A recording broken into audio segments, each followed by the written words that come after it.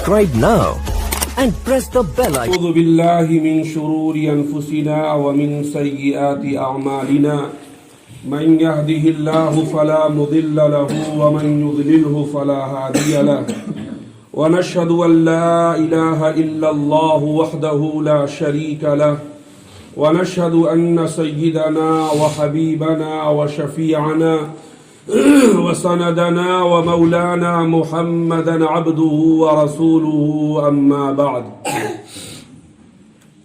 فعن علي بن أبي طالب رضي الله تعالى عنه قال قال رسول الله صلى الله عليه وسلم إذا فعلت أمتي 15 خصلة حل بها البلاء قيل وما هي يا رسول الله قال إذا كان المغنم دولا والأمانة مغنما والزكاة مغرما وأطاع الرجل زوجته وعق أمه وبر صديقه وجفا أباه وارتفعت الأصوات في المساجد وكان زعيم القوم أرذلهم وأكرم الرجل مخافة شره وشربت الخمور ولبس الحرير واتخذت القيان والمعازف ولعن آخر هذه الأمة أولها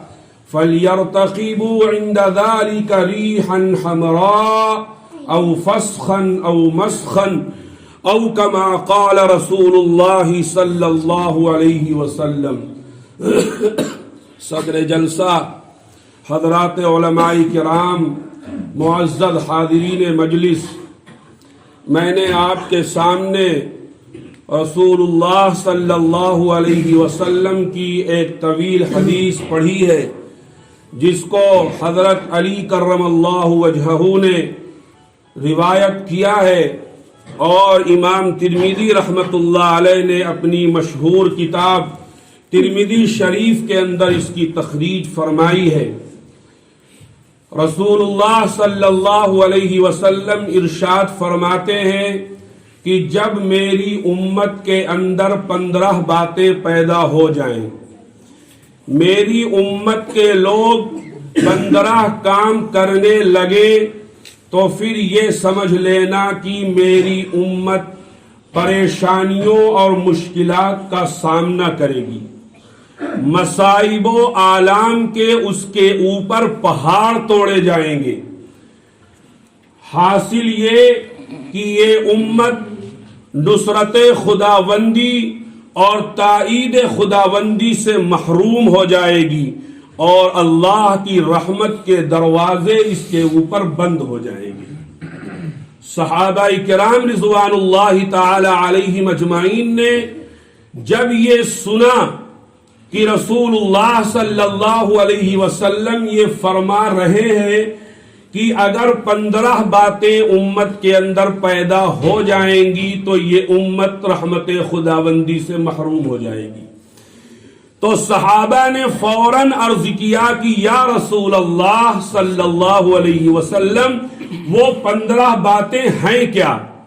آپ ہمیں بتائیے تاکہ ہم ان باتوں کو اپنے اندر پیدا نہ ہونے دیں، اور اگر کسی کے اندر پائی جا رہی ہیں تو وہ اس کو اپنے اندر سے دور کرے. اگر ہمارے معاشرے میں کہیں وہ برائی پائی جاتی ہو تو ہم لوگ اس کے خلاف جہاد کریں اور معاشرے سے نکال باہر کر کے ایک صالح معاشرے کی تشکیل دے سکیں. رسول اللہ صلی اللہ علیہ وسلم جن کو اپنی امت سے وہ تعلق رہا ہے کہ جو تعلق کسی نبی کو اپنی امت سے نہیں رہا ہے. رسول اللہ صلی اللہ علیہ وسلم نہیں چاہتے تھے کہ میری امت زندگی کے کسی موڑ پر پہنچ کر رحمت خداوندی اور نصرت خداوندی سے محروم ہو. اس لیے رسول اللہ صلی اللہ علیہ وسلم نے دنیا سے تشریف لے جانے سے پہلے پس پردہ 15 باتیں ایک ایک گن گن کر اپنے صحابہ کو بتا دی کہ دیکھو ان 15 باتوں میں سے اگر کوئی بات تمہارے اندر پائی جائے گی تو سمجھ لینا کہ تم پر اللہ کی رحمت کے دروازے بند ہو گئے. اب قدم قدم پر مشکلات کا سامنا کرنا پڑے گا اور مصائب و آلام سے تمہاری زندگی بھر جائے گی. رسول اللہ صلی اللہ علیہ وسلم نے ایک ایک باتیں گن کر بتائیں اور صحابہ کرام رضوان اللہ تعالی علیہم اجمعین کا احسان ہے اس امت کے اوپر کہ انہوں نے رسول اللہ صلی اللہ علیہ وسلم سے وہ 15 کی 15 باتیں لیں اور قیامت تک آنے والے لوگوں تک کے لیے اس کو محفوظ فرما دیا. آج میں وہ 15 باتیں آپ کے سامنے اس امید کے ساتھ بیان کرنے کی کوشش کرتا ہوں کہ ہم اور آپ عہد کریں کہ انشاءاللہ اپنی زندگیوں کے اندر ان 15 باتوں کو پیدا نہیں ہونے دیں گے, اور اگر کہیں دکھائی دے گی تو ہم اور آپ اس سے لڑیں گے اور معاشرے سے اس برائی کو باہر نکال کر معاشرے کو اس برائی سے پاک کریں گے انشاءاللہ.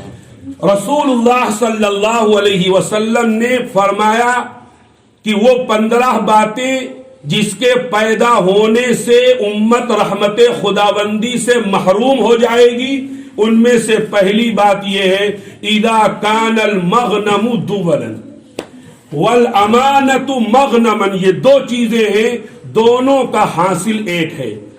پہلی چیز, جب مال غنیمت مالداروں کا حق سمجھا جانے لگے. کیا مطلب؟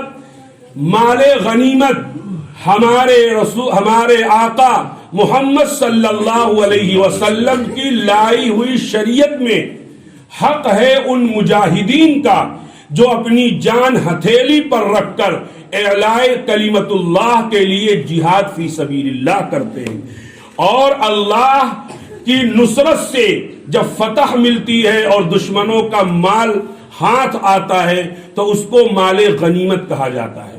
یعنی مسلمانوں کا لشکر کافروں سے لڑا اور لڑائی کے نتیجے میں اللہ نے مسلمانوں کو اور اسلامی لشکر کو فتح دے دی. اب جو مال دشمنوں سے ملا یہ مال غنیمت کہلاتا ہے. رسول اللہ فرماتے ہیں اس مال غنیمت میں ان تمام مجاہدین کا حصہ ہے جو لوگ جہاد فی سبیل اللہ میں شریک ہوئے ہیں. اب امیر المومنین امیر المسلمین خلیفہ وقت اس مال کے اوپر اپنا قبضہ کر لے اور اس کو شیر مادر سمجھ کے پی جائے تو سمجھ لو کہ میری امت پر رحمت کے دروازے بند ہو گئے. آج کے زمانے کے اعتبار سے آپ یوں سمجھیے کہ جیسے گاؤں کا ایک پردھان ہے, اس کے پاس سرکار کا پیسہ آیا, چکروٹ کا آیا یا کسی اور ترقی کے کاموں کے لیے آیا, وہ 1,00,000 2,00,000 یا کروڑ 2 کروڑ جو پردھان کو ملا ہے اس پیسے میں جنتا کا 1-1 روپیہ میں حصہ ہے. اب یہ پردھان اس پورے پیسے پر جس میں جنتا کا حق ہے اس پر قبضہ کر لے تو سمجھ لو کہ رحمت کے دروازے بند ہو گئے ہیں. اب یہ امت رحمت خداوندی سے محروم ہو گئی ہے. یہ مطلب ہے اذا کان المغنم دولا کا, اور والامانۃ مغنما, یعنی امانت کو مال امانت کو غنیمت سمجھا جانے لگے. کیا مطلب؟ یعنی ایک آدمی جو سڑک پر چل رہا ہے اس کے پاس کسی آدمی نے 10 روپیہ لا کر رکھ دیا اور یہ کہا کہ یہ رکھے رہو, جب مجھ کو ضرورت پڑے گی میں آ کے تم سے لے لوں گا.